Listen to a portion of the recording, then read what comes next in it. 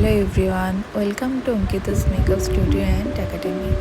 তো আজকে আমি তোমাদের সাথে শেয়ার করব আমার একটা ক্লাস ডেমনস্ট্রেশন, যেটা আমি এয়ারব্রাশ মেকআপের ওপর করেছিলাম।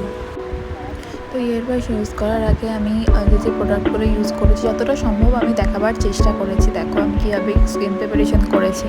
তো আমি এখানে নার্সের ফাউন্ডেশনের একটা বেস ইউজ করেছিলাম, যেটা ভিডিওর মধ্যে নেই। তারপর আমি এয়ারব্রাশটা ইউজ করেছি। তোমরা অবশ্যই জানিও যে এই লুকটা তোমাদের কেমন লাগছে। আর এয়ারব্রাশ মানে ভীষণ ফ্ললেস গ্লোয়িং একটা লুক পাওয়া যায়।